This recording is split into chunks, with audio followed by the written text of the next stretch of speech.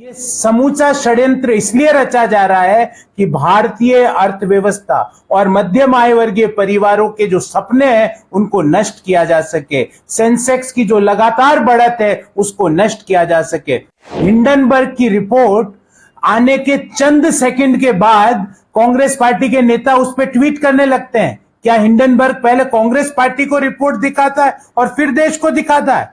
ये सेबी ने उनको शोकॉज नोटिस दिया था जून महीने में, उसमें साफ कहा कि आपने जो 122 करोड़ रुपए का लाभ कमाया शॉर्ट सेलिंग के द्वारा, उसका लेखा जोखा है, इसके बारे में आपको क्या कहना है? उसने उनका जवाब नहीं दिया। ये रिसर्च रिपोर्टें नहीं है, ये भारतीय अर्थव्यवस्था को धूमिल करने की हिंडनबर्ग की साजिश है जिसमें कांग्रेस पार्टी घी डाल रही है।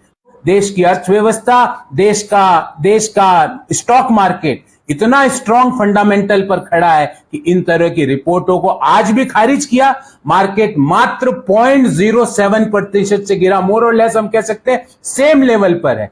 देखिए, आज कांग्रेस पार्टी और हिंडनबर्ग दोनों मिलकर क्या चाहती है कि भारतीय पूंजी बाजार समूचा नष्ट हो जाए, पर भारतीय पूंजी बाजार और भारतीय निवेशक और भारतीय कंपनियां एक स्ट्रॉन्ग फंडामेंटल्स पर खड़े हैं। आज भी मार्केट में मात्र 0.07% की कमी हुई, इतना हाउल्ला करने के बाद।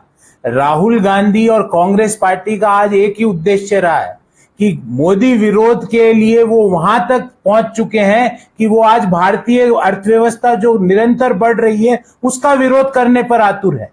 क्या हम ये भूल गए कि किस तरह से कांग्रेस पार्टी का पुराना इतिहास है? भले ही वो कांग्रेस के संस्थापक हो, ह्यूम से लेकर चाइनीज कम्युनिस्ट पार्टी के साथ कांग्रेस पार्टी ने क्या समझौता किया था। आज देश ये जानना चाहता है, देश ये जानना चाहता है कि कांग्रेस पार्टी का जॉर्ज सोरोस के साथ क्या रिश्ता है। देश ये जानना चाहता है कि हिंडनबर्ग की रिपोर्ट आने के चंद सेकंड के बाद कांग्रेस पार्टी के नेता उस पर ट्वीट करने लगते हैं। क्या हिंडनबर्ग पहले कांग्रेस पार्टी को रिपोर्ट दिखाता है और फिर देश को दिखाता है? क्यों हिंडनबर्ग घबराया हुआ है सेबी के शोकॉज नोटिस में, जिसमें कहा गया है कि हिंडनबर्ग ने अडानी समूह की कंपनियों के शेयर से 122 करोड़ रुपए का लाभ कमाया है शॉर्ट सेलिंग से।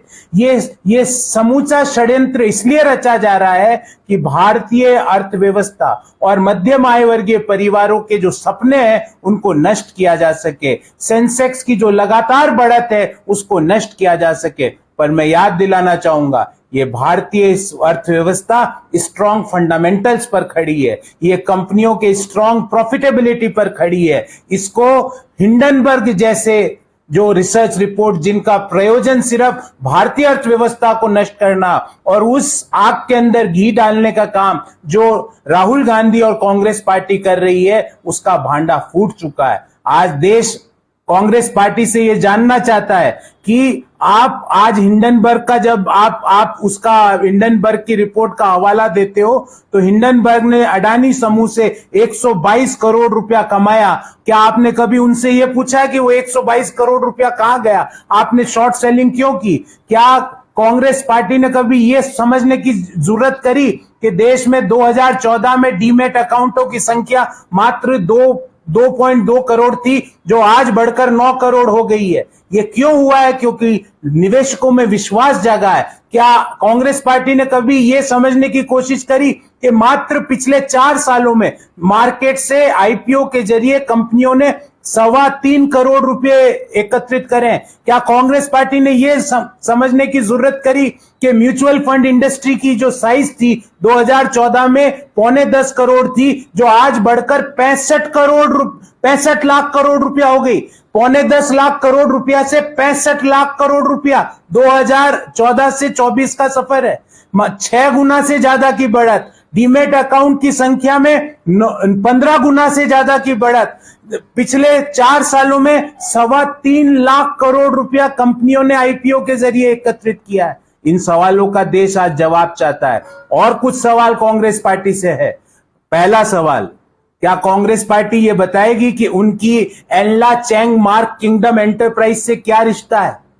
क्या उनको वहां से पैसा मिलता है? क्या ओसीसीआरपी संस्था से पैसा मिलता है? क्या सोरोस फंडेड ओपन सोसाइटी से पैसा मिलता है? उनका क्या रिश्ता है? देश ये जानना चाहता है कांग्रेस पार्टी और उनके नेताओं से कि जो चाइनीज कम्युनिस्ट पार्टी के साथ जो समझौता हुआ उसका मसौदा देश के सामने क्यों नहीं अभी तक रखते? देश ये जानना चाहता है कि हिंडनबर्ग रिपोर्ट के आने के चंद सेकंड के अंदर कांग्रेस पार्टी के नेताओं ने ट्वीट कैसे कर दिया? क्या हिंडनबर्ग और कांग्रेस मिलकर देश की अर्थव्यवस्था को धूमिल करने के लिए ये रिपोर्ट बना रहे? देश ये जानना चाहता है। और बहुत महत्वपूर्ण सवाल मैं आपसे आपके जरिए पूछना चाहता हूं कि प्रधानमंत्री मोदी जी का विरोध करते करते आज कांग्रेस पार्टी भारतीय अर्थव्यवस्था में वृद्धि का विरोध करने पर क्यों उतारू है? और कुछ सवाल मेरे पर्सनल सवाल है कांग्रेस पार्टी के नेताओं से। और मेरा पहला सवाल यह है कि राहुल गांधी जी ने जो चुनावी घोषणा पत्र में जो एफिडेविट दिया था 2004 में, उनकी संपत्ति कुल थी 55 लाख रुपए। आज वो 55 लाख से बढ़कर 20.5 करोड़ रुपया हो गई। मतलब 4 से 24 के बीच में 3,583% बढ़त। ये कैसे हुई? किन लोगों के कारण ये बढ़त हुई?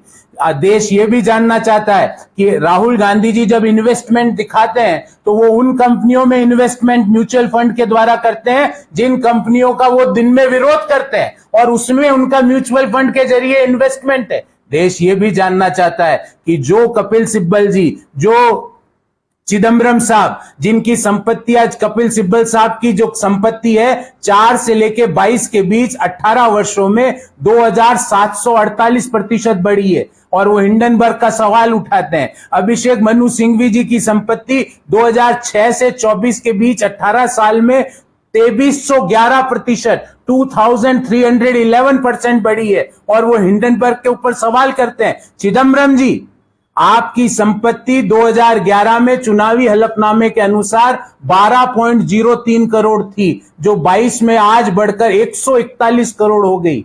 ये पैसा कहां से आया? ये कहां निवेश करते हो आप? देश के मध्यम आय वर्गीय परिवारों को भी बताओ कि ये इस तरह के निवेश का रिटर्न कहां से मिलता है कि आपकी संपत्तियां 10-10 साल में 3000 गुना बढ़ रही है, 2500 गुना बढ़ रही है।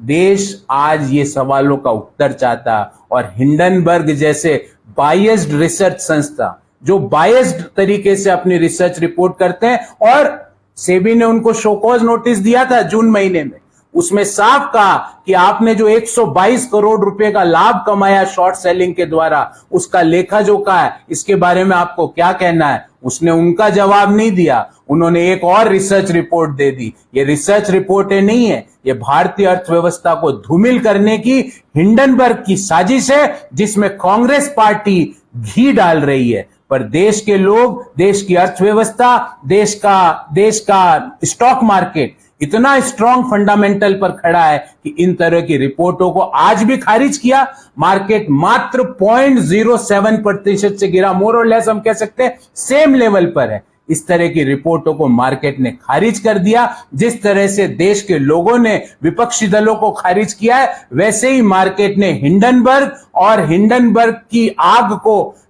फैलाने वाले लोगों के षड्यंत्र को खारिज किया। देश सिर्फ यह जानना चाहता है कि हिंडनबर्ग का और कांग्रेस पार्टी का क्या रिश्ता है, कांग्रेस पार्टी और जॉर्ज सोरोस का क्या रिश्ता है, कांग्रेस पार्टी और चाइनीज कम्युनिस्ट पार्टी का क्या रिश्ता है। देश इन मसौदों के बारे में जानकारी चाहता है।